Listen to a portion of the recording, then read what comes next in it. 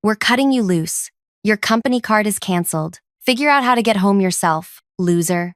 I read the text message 3 times, standing in that Buenos Aires hotel lobby. The marble floor under my feet felt more solid than anything else in my life at that moment. My boss's words glowed on the small screen in my hand. Each letter was a tiny knife. I didn't cry. I didn't throw my phone. I just stood there while people walked past me speaking Spanish and dragging their luggage and living their normal lives while mine was ending. I typed back slowly, carefully.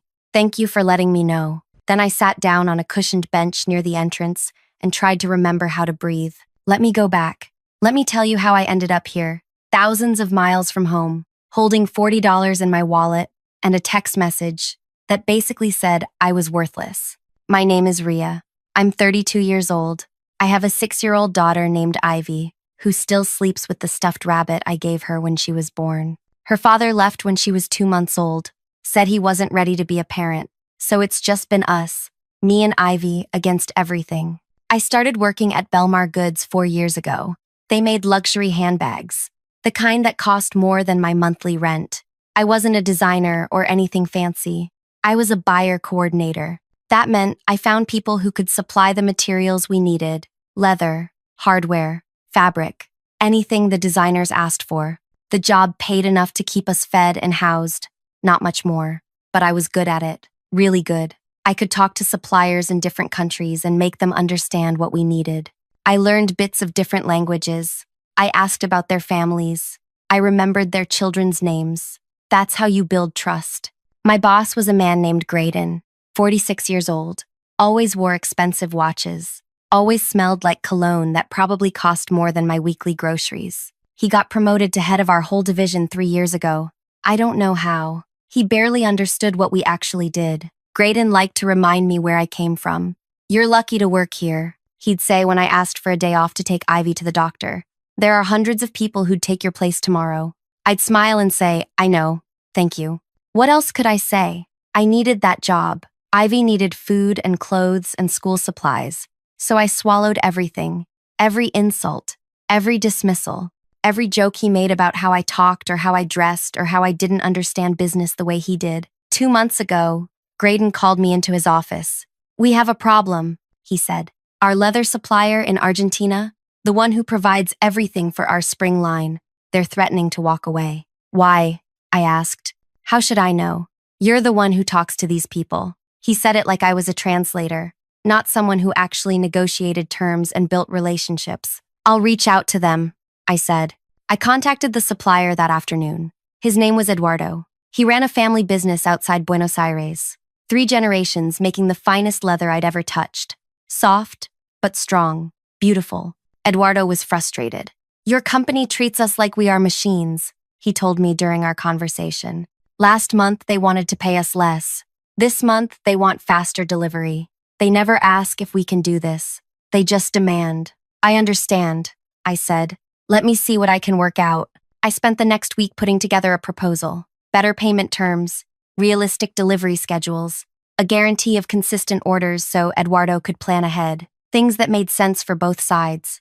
Graydon barely looked at it. Just go there, he said. Go to Argentina and fix this. Make them happy. That's your job. When? I asked. Next week. You'll be there for 3 weeks. Maybe a month. However long it takes. My heart dropped. That's a long time. My daughter. Your daughter has family, doesn't she? Friends? Figure it out, Rhea. This is your job. Ivy cried the night before I left. She held onto my waist and said, Don't go, Mommy. Please don't go. I knelt down and held her small face in my hands. I have to go to work, baby. Just for a little while. Aunt Priya is going to stay with you. You love Aunt Priya. But it's my birthday soon, she whispered. I felt something break inside my chest. I know. I'll be back before your birthday. I promise. I didn't keep that promise. I arrived in Buenos Aires on a Tuesday. The city was loud and alive and completely overwhelming. I took the cheapest taxi I could find to a hotel that Graydon's assistant had arranged.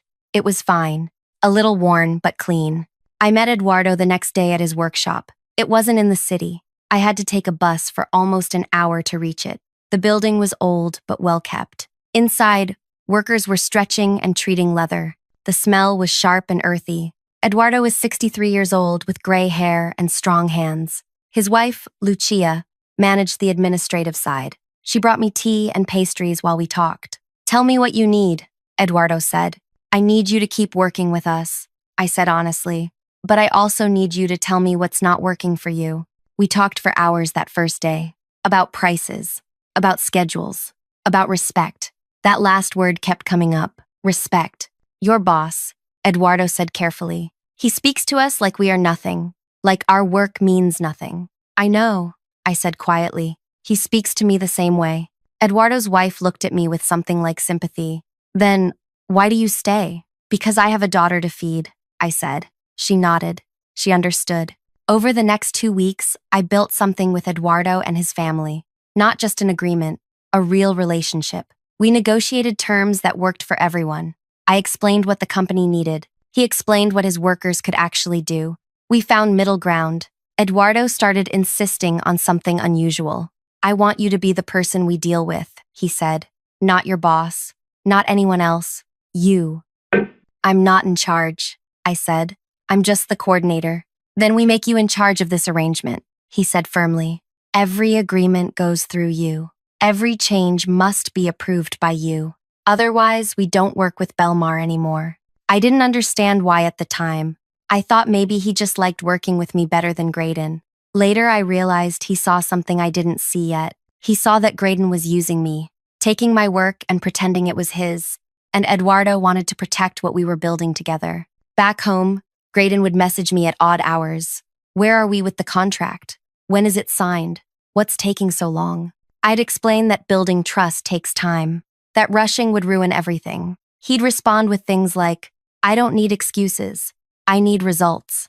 Once, Graydon insisted on joining one of my conversations with Eduardo through an internet call. It was a disaster. Graydon interrupted constantly, made jokes that didn't translate, treated Eduardo like he was stupid. After Graydon left the conversation, Eduardo said to me, "That man doesn't respect anyone but himself." "I'm sorry," I said.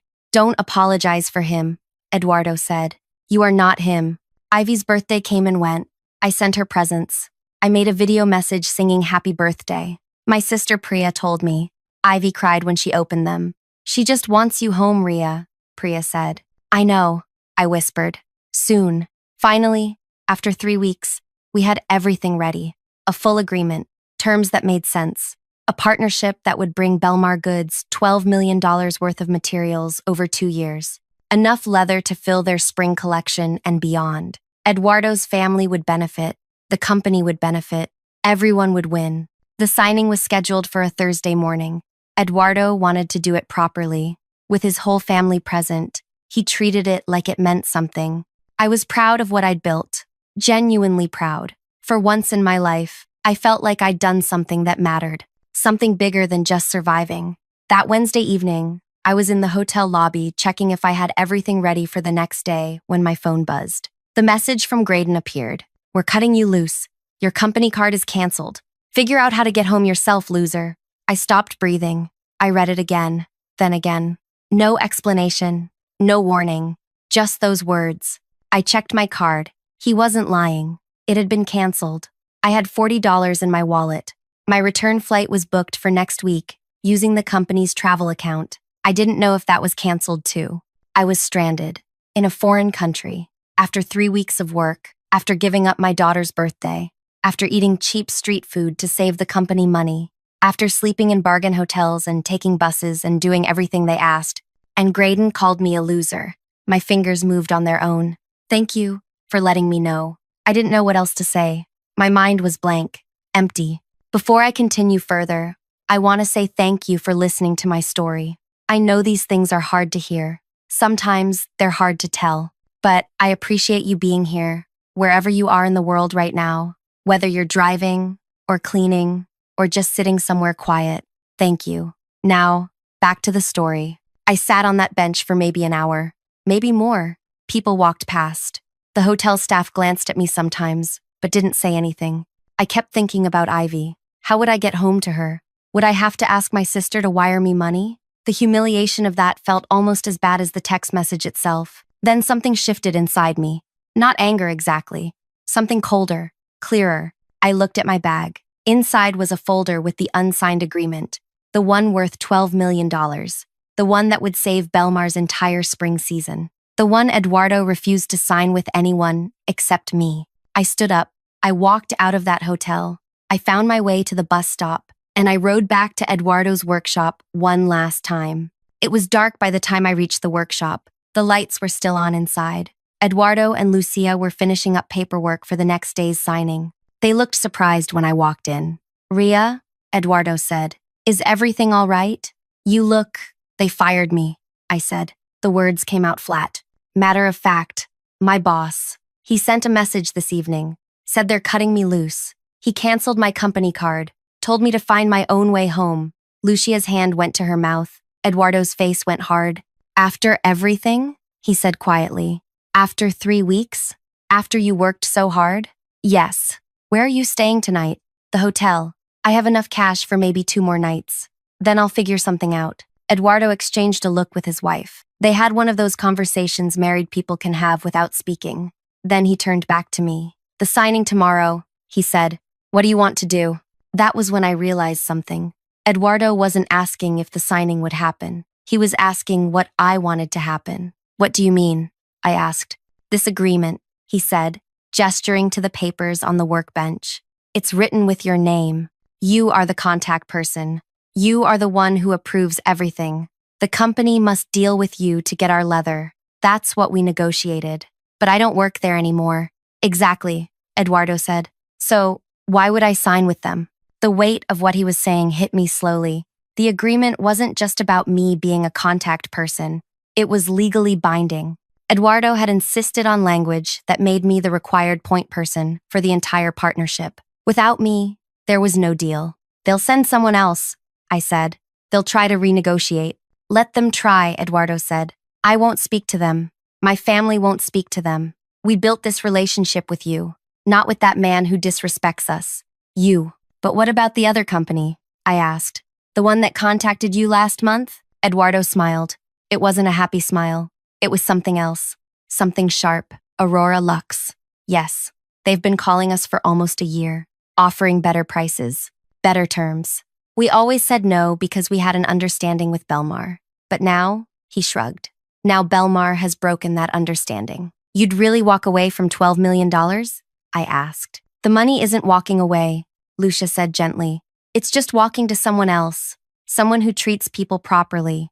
I felt something loosening in my chest, something that had been tight for so long I'd forgotten it was there. "There's something else," Eduardo said. "Aurora Lux asked us last month if we knew anyone who could coordinate their international buying, someone who understands materials and suppliers, someone with connections." He paused. "I have someone in mind now." He meant me. "I can't," I said automatically. "I need to get home. I need to find another job. You need to stop letting people treat you like you're worthless," Eduardo said firmly. "This man, your boss, he throws you away like garbage after you built something valuable for him. And you want to rush home and find another person who will do the same thing?" "I have a daughter," I said. "I need stable work. I can't take risks." "This isn't a risk," Lucia said. "This is you taking what you've earned. You built this relationship. You did the work. Why should they benefit from it?" I looked at the unsigned agreement in my hands. 3 weeks of my life, 3 weeks away from Ivy. All those conversations, all those negotiations, all that trust I'd built. And Graydon had called me a loser. "What would I need to do?" I asked quietly. Eduardo's expression softened. "Tonight? Nothing. Stay here. We have a guest room upstairs. Tomorrow morning, I'll call Aurora Lux. I'll tell them Belmar is no longer an option. I'll introduce them to you. Then I'll call your old boss and tell him there will be no signing. He'll be angry." "Good," Eduardo said simply. I stayed in their guest room that night. It was small and clean, with a bed that felt like sleeping on a cloud compared to the hotel. Lucia brought me tea and empanadas.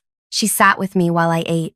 "My father used to say something," she told me. "When someone shows you who they really are, believe them the first time. Your boss showed you who he is. Don't give him a second chance to prove it again." I thought about that all night, about all the times Graydon had shown me exactly who he was and how I'd ignored it because I needed the job, because I was scared. because I thought I didn't have choices. The next morning, Eduardo made his calls. First, he called someone at Aurora Lux. I could only hear his side of the conversation. Yes, this is Eduardo from Familia Rhea's Leatherworks. We spoke last month about a partnership. Is that still something you're interested in? Good. I have someone you should meet. She's brilliant. She's the reason Belmar wanted to work with us. Now, she's available. Then he called Graydon. I sat there in Eduardo's workshop while he put the phone on speaker. My hands were shaking, but I tried to keep my face calm. Graydon answered on the second ring. Eduardo! Finally! I've been trying to reach you. Are we all set for this morning? No, Eduardo said. We're not all set. Silence. What do you mean? Graydon's voice changed. Got harder. I mean there will be no signing, no agreement. Familia Reyes will not be working with Belmar Goods. Is this about money? Because we can. This is about respect, Eduardo said. Something you don't understand. Now wait a minute. I don't know what Rhea told you, but she told me you fired her, Eduardo interrupted. After she spent 3 weeks here building something good. After she worked harder than anyone I've seen. You threw her away like she means nothing. That's an internal company matter, Graydon said. His voice was tight now, controlled. It has nothing to do with our business arrangement. It has everything to do with it, Eduardo said. Rhea was our arrangement. We negotiated with her. We trust her. We don't trust you, so there is no arrangement. You can't do this. We have a verbal agreement. We have nothing, Eduardo said. And now I'm going to work with Aurora Lux instead. They've been asking us for a year. We said no because we were loyal to Belmar. But Belmar wasn't loyal to the person who made this possible. So, goodbye. Wait. Eduardo hung up. I just stared at him. My heart was beating so fast I thought it might break through my ribs. I started. Did you really? Yes, Eduardo said calmly. I did. Now let's talk about your new job. Aurora Lux wanted to meet me that afternoon. Eduardo arranged everything. They sent a car, an actual car with a driver. I'd been taking buses for 3 weeks. The Aurora Lux headquarters was in a better part of Buenos Aires. Newer buildings, cleaner streets.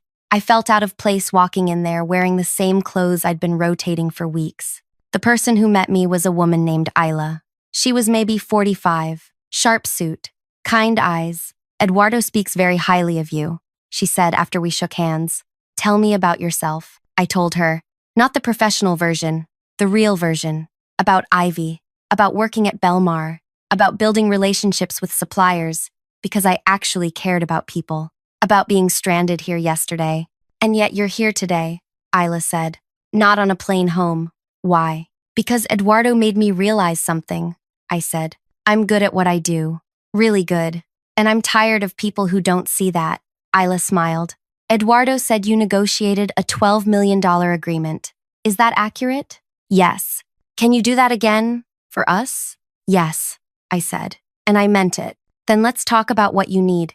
Salary, travel arrangements, flexible schedules because you have a daughter, all of it. Tell me what would make this work for you. No one had ever asked me that before. What I needed. What would make things work for me. I told her. About needing to be home for Ivy. About wanting fair pay. About needing respect and trust. About wanting to build something that mattered. Done, Isla said. All of it. When can you start? I need to get home first, I said. See my daughter. Explain what's happening. Then I can come back. We'll arrange your flight. Today, if you want.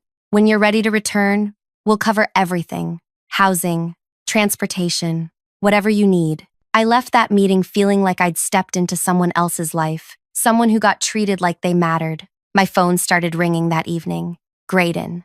Over and over. I didn't answer. Then he started texting.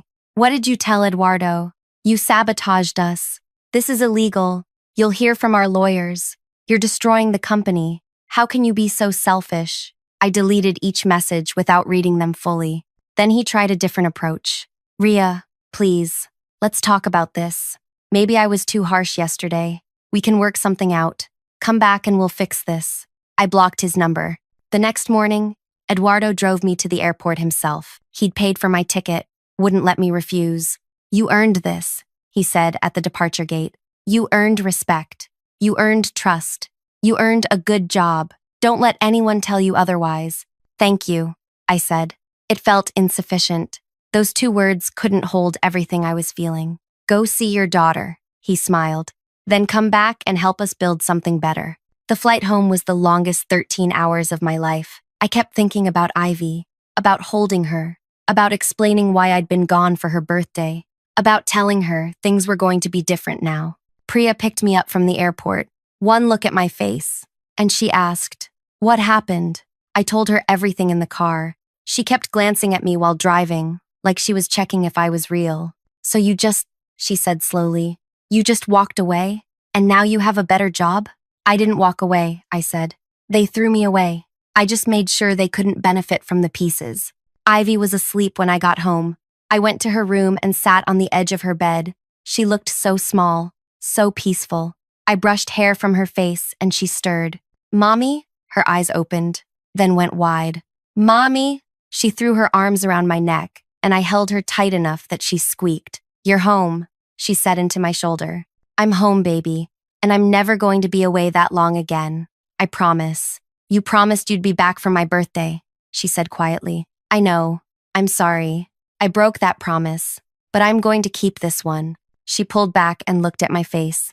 "Are you okay, Mommy? You look different."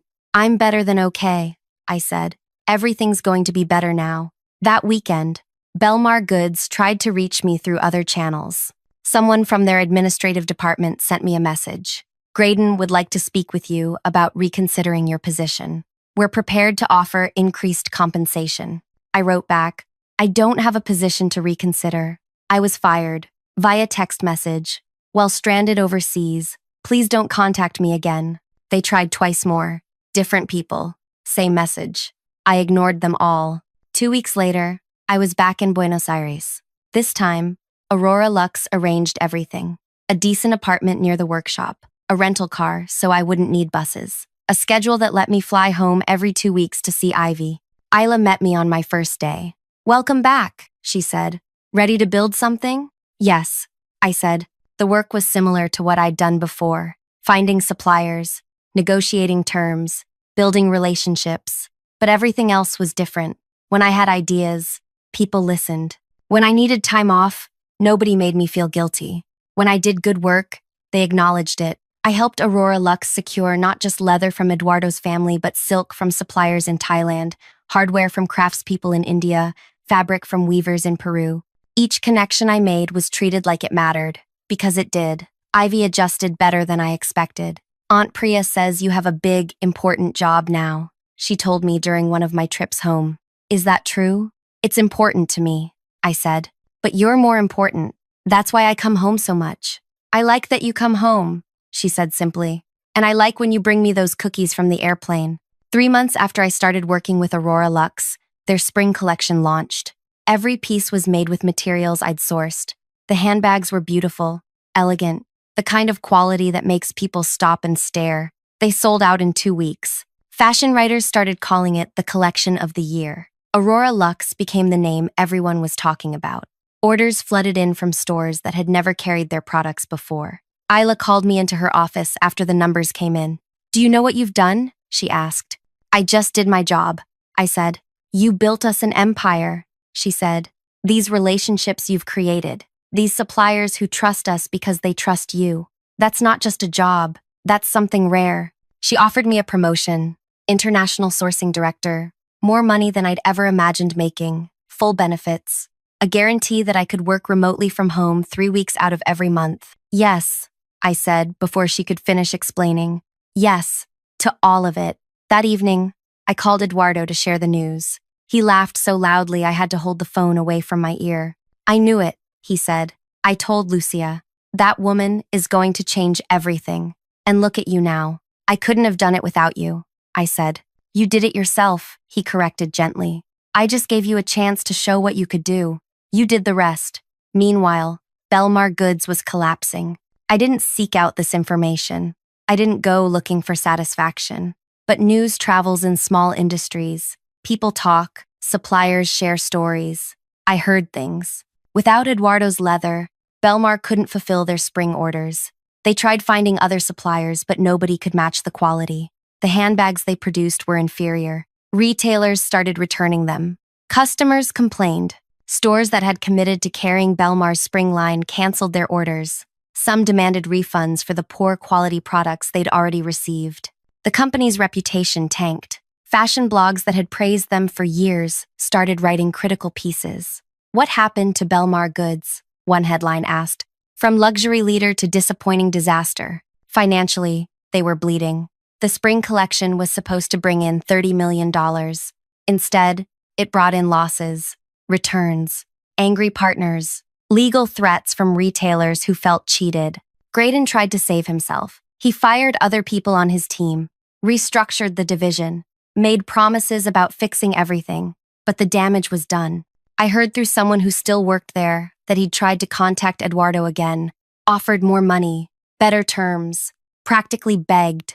Eduardo told him, "You had the best coordinator in the industry working for you.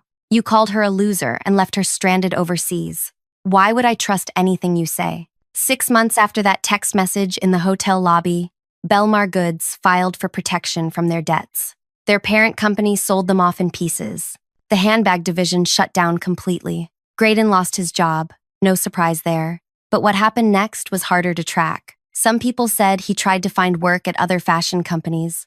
Nobody would hire him. His reputation was damaged. When potential employers called references, they heard about how he treated suppliers, how he treated his own team, how he'd destroyed a $12 million partnership because he couldn't value the person who built it.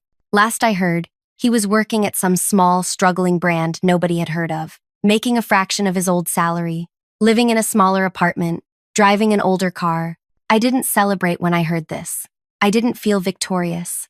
I just felt tired of people like him, tired of a world that lets people like him rise, while people like me have to fight for scraps. But I also felt something else, something quieter, but stronger. Relief that I'd gotten out, that I'd found people who valued what I could do, that I'd built something real and good and mine. A year after everything happened, Aurora Luxe opened their own store in New York, their flagship location. Isla invited me to the opening event. I brought Ivy with me. She wore a new dress and held my hand tight while we walked through the store. Every handbag on display was made with materials I'd sourced. Every piece represented relationships I'd built. "Did you really help make all of this, Mommy?" Ivy asked, eyes wide. "I helped find the people who made it possible," I said. "The leather workers in Argentina, the silk weavers in Thailand, the craftspeople all over the world. I helped connect them with people who appreciate good work." "That's a lot of helping," she said seriously. "It is," I agreed, "and I get paid well for it, which means we can go out for ice cream after this." Her face lit up. "Really? Really?" "Isla found me near the end of the event. I'm glad you came," she said. "This wouldn't exist without you." "It would exist," I said, "maybe just with different materials." "No," Isla said firmly. "It wouldn't. Not like this. You built something special, Rhea. These suppliers don't just work with us because we pay them. They work with us because they trust you. That's rare. That's valuable. Don't forget that." I promised I wouldn't. That night, Ivy fell asleep on the plane home. Her head rested on my shoulder.